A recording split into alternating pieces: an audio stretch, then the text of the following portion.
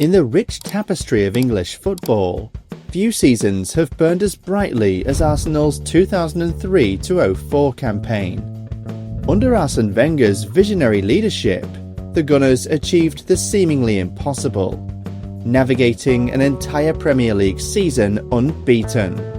It was a feat unmatched in modern times, last seen in the top flight over a century earlier, and it transformed a great team into footballing immortals. This was no fluke. It was the product of years of careful squad building, tactical innovation, and an unwavering belief in a philosophy that fused technical artistry with relentless competitiveness. This is the story of the Invincibles, a team that didn't just win, but redefined what winning could mean.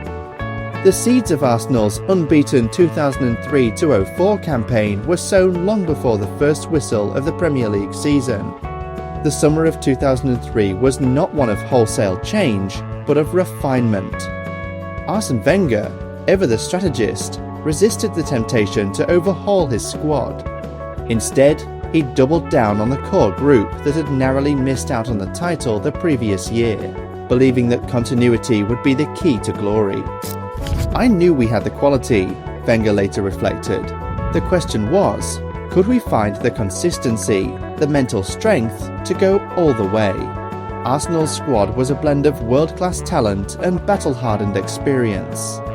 Thierry Henry, already established as one of the most feared forwards in Europe, was entering his prime. Patrick Vieira, the captain, embodied the team's competitive edge. A midfield general who could dominate physically and dictate play. Around them, Robert Pires and Freddie Ljungberg offered creativity and goals from wide areas, while Dennis Bergkamp's vision and intelligence knitted attacks together.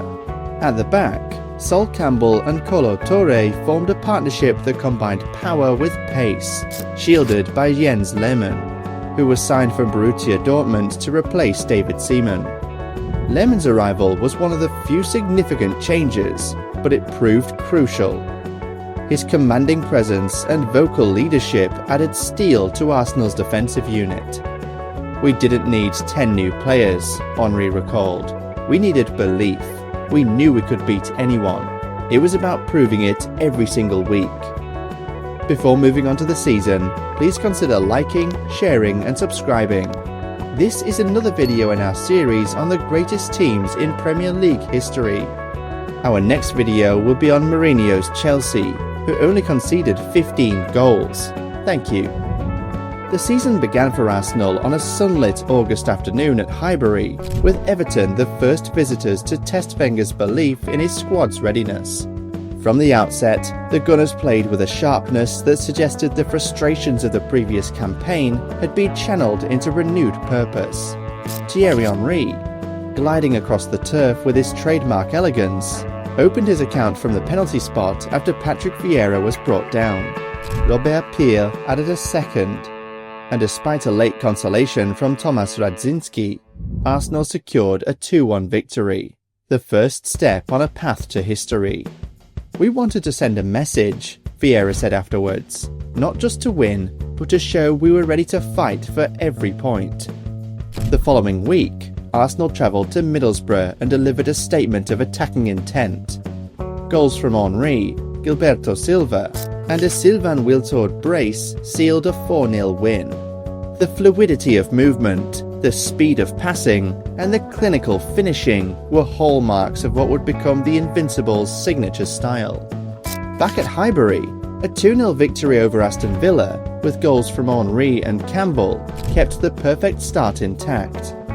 By the end of August, Arsenal sat atop the table, their early form a blend of artistry and efficiency. September brought the first true test of the season, Manchester United away. The rivalry was already white-hot, fueled by years of title duels and on-field flashpoints. The match itself was tense and scrappy, more about grit than guile. Chances were scarce, tackles were fierce, and the atmosphere was electric.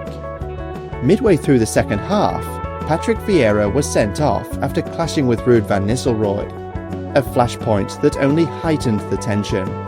As the game edged into stoppage time, Diego Forlan tangled with Martin 𝐾𝐿 in the box, and referee Steve Bennett pointed to the spot. Van Nistelrooy, United's penalty talisman, stepped up with the chance to end Arsenal's unbeaten start. He struck the ball firmly, but it crashed against the crossbar and bounced away. The Arsenal players erupted in relief. When the final whistle blew moments later, emotions spilt over. 𝐾𝐿, face contorted with adrenaline, leapt towards Van Nistelrooy, shouting in triumph. Lauren, Ashley Cole and Ray Parlour joined the melee, jostling and pointing. It was raw, unfiltered emotion, part celebration, part release of months of pent-up rivalry. It was the heat of the moment, 𝐾𝐿 later admitted. We felt he'd been trying to get our players sent off. When he missed, it was like justice. The FA handed out fines and suspensions, but within the Arsenal camp, the incident became a rallying cry. They had gone to Old Trafford, faced their fiercest rivals, survived a last-minute penalty, and refused to be cowed. Wenger reflected, "That day, we showed we would not be intimidated. It was more than a point, it was a statement." By the end of September, Arsenal had played 6 league matches, winning 4 and drawing 2. The unbeaten run was still in its infancy, but the signs were clear. This was a team capable of adapting to different challenges, sweeping aside weaker opponents with flair, and standing firm against the fiercest rivals. If September had been about survival and statement-making, October and November were about acceleration.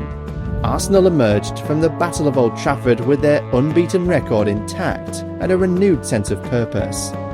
The question now was whether they could sustain that intensity week after week through the autumn grind. The month began with a 3-2 home win over Newcastle United, a game that showcased Arsenal's attacking depth and resilience. Henry scored another brace, and despite Newcastle's fightback, Gilberto Silva's late contribution secured the points. A trip to Anfield followed, where Arsenal delivered one of their most assured away displays. Liverpool opened the scoring via a Harry Kewell goal. Arsenal equalised through a Hyypiä own goal. Pires scored the winner for Arsenal in the second half. November provided a tough run of games. Arsenal thumped Leeds away from home 4-1. They then beat Tottenham at home 2-1 thanks to goals from Lundberg and Pierre.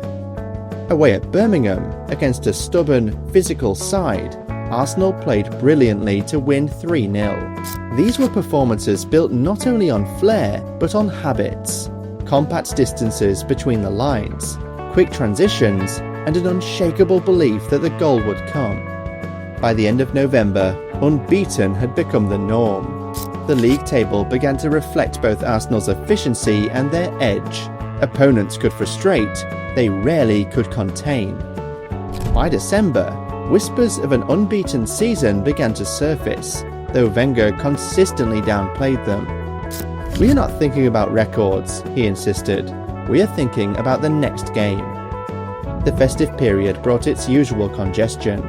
Arsenal managed to navigate it well with wins over Blackburn, Wolves and Southampton. The turn of the year is when Premier League dreams are often broken. Heavy pitches, relentless fixtures, and the physical toll of half a season can sap even the strongest squads. For Arsenal in 2003-04, January to March was the crucible in which their unbeaten credentials were truly tested. The new year began with a tough trip to Everton, where a 1-1 draw underlined Arsenal's ability to grind out results in hostile environments. Days later, they dismantled Middlesbrough at Highbury with a swagger that reminded everyone of their destructive potential. The football flowed, but there was also a noticeable edge, a refusal to be bullied or knocked off their stride. A key moment came away at Aston Villa. With the game finally poised, Henry produced a moment of quiet devastation, curling beyond Thomas Sorensen to kill the contest. Wenger, never one for hyperbole, allowed himself a smile. Thierry has that rare gift. He can decide a game in a single moment. February brought a series of high-pressure fixtures. A hard-earned win over Manchester City at Highbury, sealed by expert finishing, kept momentum alive. But it was the controlled 2-1 win at Stamford Bridge that resonated most. Against a Chelsea side brimming with new talent and ambition, Arsenal's composure and clarity shone. Vieira's surging authority and goal sent a message. This was a team built for the big occasion. Henry later reflected, "That win told us we could go anywhere, against anyone, and impose our game." March was a month of grit and resilience. The trip to Blackburn, amid swirling wind and bruising challenges, was a classic test of character. Arsenal sealed a tough, hard-fought 2-0 win thanks to goals from Henry and Pires. Back at Highbury, a sharp 2-1 win over Bolton Wanderers restored rhythm. By the end of March, Arsenal was not just leading the table, they were pulling away. Their unbeaten run now deep into the 20s. The truth of winter had revealed a side that could bend without breaking. Wenger summed it up. "In winter, you see the truth of a team. We showed we had the spirit to go all the way." By April 2004, Arsenal's unbeaten league run had stretched into the 30s, but the season's most testing spell was about to arrive. The Gunners were chasing glory on 3 fronts: the Premier League, the FA Cup and the Champions League, and the pressure was immense. In the space of 7 days, Arsenal's dream of a historic treble was shattered. First came an FA Cup semi-final at Villa Park against Manchester United. United, stung by their league position, produced a ruthless display, winning 1-0 through a Paul Scholes strike. Days later, Chelsea arrived at Highbury for the second leg of a Champions League quarter-final. After a 1-1 draw at Stamford Bridge, Arsenal were favourites to progress, but a late Weybridge goal sealed a 2-1 win for Chelsea. 2 competitions gone in less than a week. The emotional toll was heavy. Wenger admitted, "It was a massive blow. We had to lift ourselves quickly. The league was still there to be won. The timing could not have been worse for a league clash with Liverpool, who arrived at Highbury on April 9th brimming with intent. Arsenal, still reeling from their cup exits, started sluggishly. 𝐬𝐿𝐫𝐿 headed Liverpool into an early lead, and although Henry equalised, 𝐜𝐴𝐿 restored the visitors' advantage before half-time. For the first time in months, Arsenal's unbeaten run and their title momentum felt under genuine threat. The dressing room at the interval was tense. Vieira later recalled, "We looked at each other and knew if we lost this, everything could slip away." What followed was one of the defining halves of the Invincibles season. Within minutes of the restart, Pires curled in a superb equaliser. Then Henry, in full flight, produced a moment of genius. Picking up the ball near halfway, he slalomed past defenders before sliding the finish past 𝐦𝐮𝐬𝐫𝐞. Highbury erupted. Henry completed his hat-trick late on to seal a 4-2 victory. A comeback that not only preserved the unbeaten record, but also reignited belief. Wenger called it the perfect answer to the week's disappointments. It showed the character of this team, to respond when everything seemed against them. If you're still watching, consider subscribing. Thank you. Buoyed by the Liverpool win, Arsenal swept aside Leeds United 5-0 at Highbury, with Henry scoring 4. Then came White Hart Lane on April 25th. Arsenal surged 2-0 ahead through Patrick Vieira and Robert Pires. But Tottenham fought back to 2-2 with goals from Jamie Redknapp and a late Robbie Keane penalty. The draw was enough to seal the Premier League title with 4 games to spare. And to do it at the home of their fiercest rivals made it all the sweeter. Wenger made the objective clear from there. We have a chance to do something historic, we must take it. With the title wrapped up, Arsenal entered the final 4 matches with a singular focus: finish the job unbeaten. The pressure was different now, not about points or silverware, but about history. Every opponent wanted to be the one to end the run. The first hurdle came against Birmingham City at Highbury, where a tight 0-0 draw reminded everyone that nothing would be handed to them. Next came Portsmouth away, another tricky fixture. Goals exchanged, with Yakubu and Jose Antonio Reyes on the score sheet, resulted in a 1-1 draw, the streak intact, but the margin's fine. The penultimate game, at home to Fulham, brought release. Reyes, sharp and incisive, provided the decisive moment in a composed win that set up the final day with everything in Arsenal's hands. On the 15th of May 2004, Leicester City arrived at Highbury for what would become a coronation. The visitors stunned the crowd by taking the lead through Paul Dickov, briefly threatening to spoil the party. But Arsenal's response was swift and assured. Henry equalised from the penalty spot before Vieira, the captain who had led from the front all season, slotted home the winner. The final whistle confirmed it. 38 games, 26 wins, 12 draws, 0 defeats. Wenger, beaming, told the press, "Somebody said we will go the whole season unbeaten. I said it would be difficult. Now we have done it. It is something for the history books." In recognition of their unprecedented achievement in the Premier League era, Arsenal were awarded a unique golden version of the league trophy, a gleaming symbol of perfection. The Invincibles season was not just about statistics, though the numbers remained staggering. 90 points, 73 goals scored, only 26 conceded. It was about the style, the fluid passing, their devastating counterattacks, the blend of artistry and steel. It was about the personalities, Henry's elegance, Vieira's authority, Pierre's guile, Campbell's power.